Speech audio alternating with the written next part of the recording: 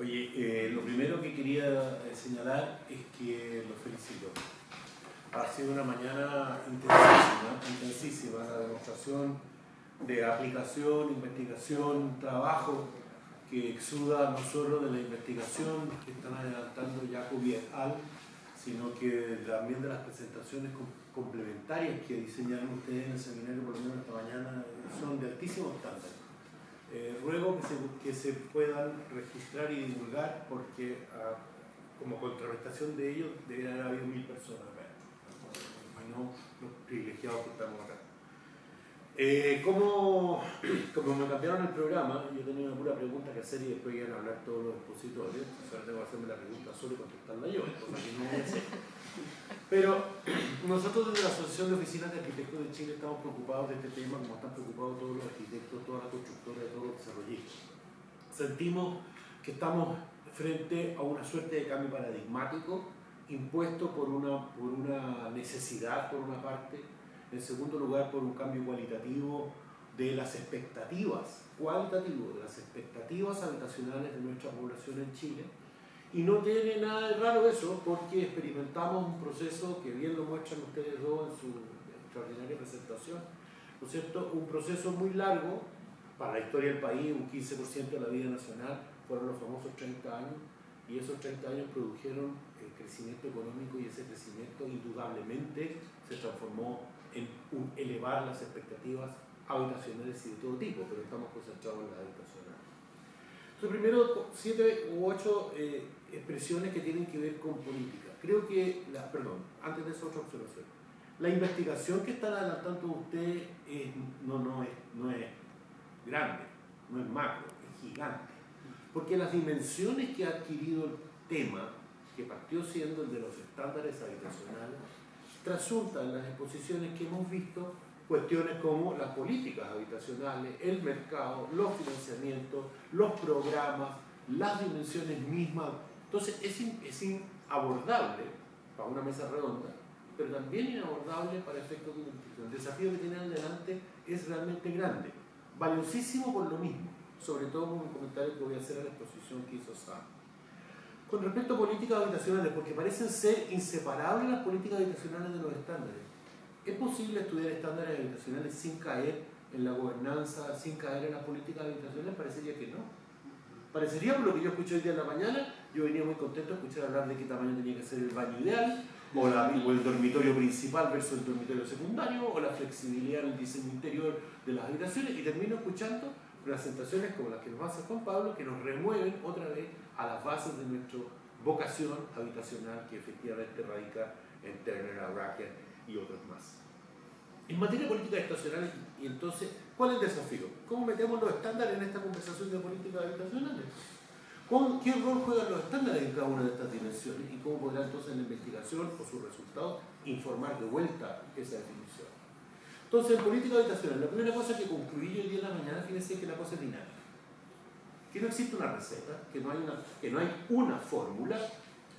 Los expositores, ustedes dos, Eduardo y Antón, tratan de volver atrás en un momento de la historia nuestra que nos muestra que la cosa anduvo bien, pero claramente ese momento está viviendo este cambio paradigmático y por tanto tenemos que aplicarnos a construir un modelo que tenga los mismos resultados, pero operando desde conceptos y paradigmas diferentes. Por tanto, la cosa es dinámica. Segundo, es multidimensional, bastante obvio. Pero la cuestión de los estándares tiene el problema de que trata de resumir, de contener la multidimensionalidad del problema. Entonces, cuando la señora rehabilita su departamento, corre un tabique y por tanto viene la flexibilidad o aparece la casa de hormigón, la media agua de hormigón, etc., lo que estamos tratando de inducir es una medida de flexibilidad del usuario. ¿No es cierto? Los ingleses versus los otros, perfecto. Bueno, pero ese es un aspecto de la dimensión del estándar, que tiene que ir a la norma, que tiene que afectar la construcción. Entonces se encadenan todas las cosas. Y en ese sentido es integral el tema de los estándares. No se resuelve en los metros cuadrados. Eso ya lo aprendimos desde los ingleses a fines del siglo XIX. No se resuelve ahí, sino que ya estamos en los estándares habitacionales de la vivienda, pero también los del barrio, los del contexto, el entorno, el hábitat. Finalmente transitamos. El mundo ya no habla de estándares de vivienda, habla de estándares habitacionales. Hábitat, Naciones Unidas nos enseñó eso ya hace 35, 40 años atrás. Los asentamientos humanos son el problema y por tanto la dimensión de integralidad y multidimensionalidad también le pega al también. ¿Es, por ejemplo, importante tener estándares de espacio público? ¿Es importante tener estándares de soleamiento colectivo? ¿Espacios de encuentro como parte de los programas o procesos habitacionales? ¿Qué valores rescatamos en esto del relleno de los edificios de 3 pisos que rellenan los tejidos existentes? ¿Qué valor rescatamos de esos tejidos existentes que hacen tan importante que el 60% de las personas no quieran moverse de ahí? Por eso son valores sociales, son valores culturales, son valores económicos, es accesibilidad, es movilidad, es tradición, es mutuo cuidado. Mucho del allegamiento, ojo, en otras latitudes del mundo, usted lo está viendo porque está haciendo así con la cabeza, ¿no es cierto? Cuando están estudiando la China, saben que el allegamiento en China es una bendición. Entonces a nosotros acá en Chile se nos ocurrió que el allegamiento era un desafío de producción. No, es un desafío de cohabitación. El adulto mayor, el abuelo, que no sé si han visto la película esa, el reportaje de cómo vivir 100 años, bueno, hay que vivir con los viejos, hay que compartir con los viejos, con los adultos mayores. No excluirlo. En Chile enfrenta un desafío gigantesco, multidimensional también, en el tema del envejecimiento relativo de nuestra población. La tasa de natalidad bajó, el tamaño promedio de la habitación, estoy integrando las cosas, ¿se dan cuenta, no? Entonces, pensar la habitación para adultos mayores, no solo con la silla de ruedas, que es un caso excepcional, pero verificador de la minusvalía en términos habitacionales, que es gigantesca, gigantesca. O sea, podríamos hacer una vida completa teniendo minusválidos. En Chile se nos ocurrió poner rampa, ¿sí o no? Entonces dijimos, no, ¿sabes qué más? Se acabó esta cuestión, no puede andar nunca más. Entonces se fueron literalmente a la vuelta de tuerca gigantesca y hoy día tenemos un urbanismo paralizado en Chile, que es un país bastante quebrado geográficamente, porque hay que proveer rutas accesibles en territorios como Valparaíso. Y hay un desafío técnico, formal, de recursos, de inventiva, con ascensores, carritos, no sé, pero y nos abocamos mucho y reparamos muchísimo nuestra habitación y nuestro hábitat. Era un indicador de calidad. Dijimos, ya basta de postergar a los que no tienen las mismas movilidades que tenemos la mayoría o todos los que estamos en esta habitación. ¿Cómo los incorporamos? La integralidad. ¿Es un tema técnico? Obvio que es un tema técnico, sin duda. Pero no es solo un tema técnico. Y en ese sentido, la investigación que ustedes están adelantando, que permite la comparación intercultural, me parece fundamental. La presentación de Jaco en ese sentido nos deja con la boca abierta. Lo que nos está diciendo es que lo más importante en temas de estándares habitacionales es la gobernanza. La gobernanza del proceso, no las lucas, no la plata, no la gente, no el producto, no la ubicación, sino que la gobernanza del proceso. Y cuando tú nos muestras distintas formas de canalizar las ayudas estatales a través de cuerpos intermedios, como asociaciones de habitaciones o cooperativas habitacionales, etcétera, algunas de las cuales tuvimos antes que peináramos canas, ¿no es cierto? ¿Y qué hicimos con ellas? Abandonarlas por un modelo de producción. La consecuencia que me queda a mí es la diversidad. La diversidad en, a lo menos, esta variable. Primero, tipológica. Gracias por mostrarnos tipología. Chile tiene una tradición de tipologías habitacionales, de casas o de viviendas extraordinarias. Si uno toma la historia, ustedes lo hacen en parte, lo hizo también Carvajal al explicarlo al inicio de su exposición, tenemos una tradición de políticas habitacionales traducidas en programas, en financiamiento, pero también en bienes físicos. ¿Qué tipos habitacionales tenemos hoy día activos en Chile? ¿Cómo podrían esos tipos modificarse o cambiar en función de los estándares? ¿Cómo responden las tipologías habitacionales nuestras al cambio y transformación de la familia a promedio, no solo en tamaño, sino que a la función del hogar? El hogar productivo, el hogar oficina, el hogar negocio, el hogar renta o subrenta como expresión de un allegamiento resuelto. ¿Cuánto de eso incorporamos en nuestra mirada política? Alcanzan a ver el gesto, ¿no? Entonces, y por lo tanto, en esta cuestión del déficit habitacional, que es la forma de entrar, y es re chiste esa forma de entrar. ¿Se notaron cómo cambié el énfasis? Es triste entrar al tema de la habitación a partir de la pobreza. Es triste, duele. Es necesario, sin duda, pero no es la única forma de entrar. No será necesario, porque para contar pobre y para contar déficit nos hemos hecho especialistas, de nuevo, lo fuimos en los 60. tú estás chiquitito. Pero lo fui como experto en contar pobres y en definir metas y en producir anualidades de outputs y en establecer flujos. Fuimos un experto. No nos gana nadie en el mundo. Nadie en el mundo. Yo pasé una temporada larga de mi vida enseñando eso en el mundo. Lo increíble. Cosas personales. No, ya no es. Ya no es eso. Lo que hay que medir ahora es otra cosa. Y sabemos que Chile cruzó el paradigma de la calidad. Y no va a volver atrás. Por más que queramos reducir los estándares para determinar que produzcamos en vez de 50 metros cuadrados, volvamos a producir 40, porque a lo mejor expandemos más la cantidad y resolvemos la crisis que ustedes bien ilustran. Pero no vamos a volver atrás en el paradigma de la calidad. Ahora, aunque hagamos una, la vamos a hacer bien y la vamos a hacer mejor, porque ya aprendimos eso. Entonces, el desafío no es lo uno o lo otro, no es la ciudad se extiende, la imagen azul es muy relevante, pero no es cierta, ya te voy a decir por qué, o porque yo no la siento cierta, hay mucha más fuente de empleo que la manchita naranja, o sea, todo el cordón industrial, etc. Hay mucha subcentralidad. Pero no es prudente definir nuestra política urbana, por ejemplo, por expansión versus densificación, porque nos vamos a los extremos y hacemos los guetos verticales que mostraste tú en tu foto. No fuimos al chancho en castellano, bórralo, edito. Entonces, tenemos que expandir bien, ¿por qué no? Si hay gente ahí, hay columna 5, no quieren las 5, los grupos, los 3, los 4, los 5, les gusta a lo mejor vivir expandido en un terreno más grande. ¿Por qué no podemos hacer las dos cosas al mismo tiempo? Y en materia de productos y programas, ¿por qué no podemos hacer todos los programas al mismo tiempo? Ese es el desafío principal que tenemos como país. Y en eso los estándares son críticos, porque pasan a ser una medida técnica de superficie de metro cuadrado a una condición cualitativa residencial. Ese es el desafío de los estándares.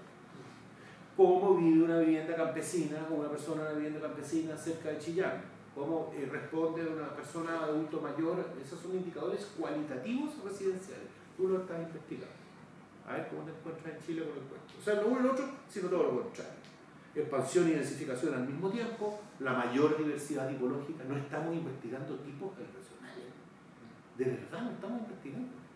No estamos trayendo la última imagen de Sam cuando nos muestra, no como tuya, pero cuando nos muestra todo lo que son las viviendas sociales inglesas, esa imagen llena de casas, uno dice, oye, ¿qué te pasa? O sea, nosotros podemos mostrar dos cosas, los edificios de apartamentos de 19 y una vivienda masiva. Y nada más.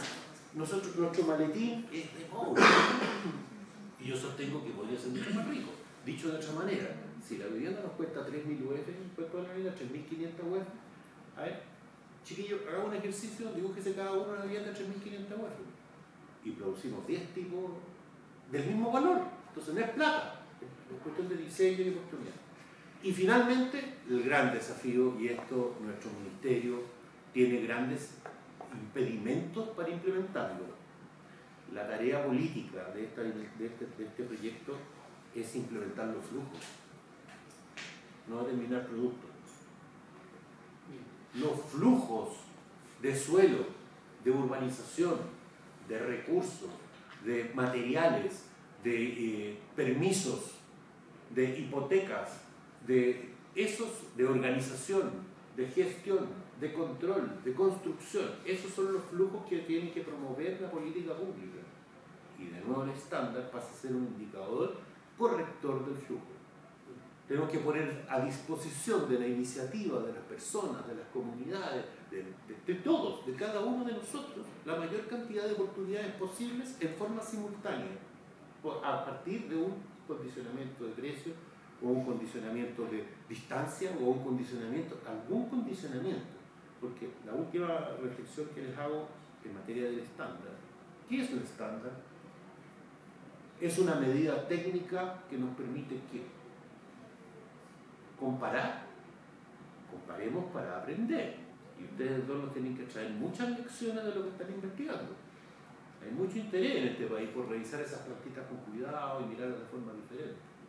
Es una medida de producción para comparar outputs anualizados es una medida de gestión, es una medida de canalización de una aspiración habitacional o residencial. Es decir, son todas esas cosas al mismo tiempo. Entonces, el énfasis en la lectura del estándar viene del ojo o el anteojo del lector. Entonces, si yo quiero leer productos, voy a leer una cosa. Si yo quiero leer, con Juan Pablo, flujos, voy a leer otra cosa. Y voy a poder determinar en qué medida, o ustedes, cuando ustedes analizan que la definición monetaria del producto pasa a condicionar de tal manera el output que estamos poniéndonos un montón de piedra en los tobillos y agarrándonos y tirándolo arriba. Porque nos estamos haciendo sordos a nuestra realidad. Y esa es la variabilidad que el proceso requiere. Calidad versus cantidad me parece una conversación, no una discusión, una conversación siempre frecuente. Yo tenía mucho tiempo que Chile logró avanzar muchísimo en producción de cantidad, bueno, empezó a incorporar calidad, pero a lo mejor se fue mucho a la calidad y hoy día tiene que volver a la cantidad. Y este juego es un juego que pasa con las personas, pasa con los países, pasa con las políticas, etc. Felicitar a Sam por lo que nos muestra en la definición comparada. Mi pregunta es, ¿en qué medida los estándares son reflejos culturales también? Porque los chinos, yo estaba en China gracias a Dios, y al esfuerzo personal también, no hay que cargarle la mano más al caballero, y me sorprendí muchísimo por los estándares culturales de habitación. Que un espacio público en Hong Kong es un bien preciadísimo. O sea, hay que mostrar una foto donde hay que decir. Entonces, son espacios culturales los estándares también, y son reflejos de culturas distintas. ¿En qué medida la construcción de tipos habitacionales en nuestra realidad es también un desafío cultural? ¿Y en qué medida, en consecuencia, el estándar habitacional pasa a ser un argumento político y de gestión? Porque yo no me quiero cambiar porque ya sabe que más mi propiedad, México, ¿no es cierto? Es una propiedad, sí, bonita la cuestión, pero me va a costar la casa y 2 más ir y volver todos los días. Ahí aparece un indicador de satisfacción habitacional que no se refiere solo al metro cuadrado del living, que me encantó la imagen del living con el sofá. Me encontré genial. Efectivamente un sofá es un muy buen living, pero no es la habitación que supone la palabra living. Living quiere decir, ya, entonces es bien importante. Gracias, Sam, por eso. Esperamos antecedentes de cruce cultural para poder nosotros compararnos con bueno, ¿qué nos falta como chilenos a la luz de la comparación? Un poco, nosotros somos muy umbilicales en decir que lo hacemos todo bien. Claramente, no lo hacemos todo bien, hacemos todo lo que podemos. ¿Qué podemos aprender de lo que ustedes nos están trayendo? ¿Cómo lo traen? ¿Cómo articulamos universalidad y diversidad? Y ahí está una cuestión que es fundamental en política habitacional y también en la aplicación de estándares, que es la diferencia entre lo masivo y lo pixelado, o lo familiar o lo individual. Crecientemente, la respuesta a las necesidades habitacionales pasa a ser, insisto, flujos y oportunidades para que las personas, los individuos, ocupen y desarrollen esos espacios. Mientras más pobres, más fuerte es lo que estoy diciendo. Porque comprarse una vivienda terminada, llave en mano, es un lujo que el 99% de la sociedad del planeta no puebla. Y nosotros quisimos poblarlo. Aunque era chiquitita, pero tenía... La vivienda es más que un refugio, nos decía Turner. La vivienda es un verbo que se hace entre todos. Entonces, investigación tipológica, cruce cultural, sensibilización a las distintas dimensiones de los estándares y volver a felicitar esta investigación porque realmente no solo es académica, es potente, sino que además es entretenida. Así que los felicito, gracias por estar dando este tiempo.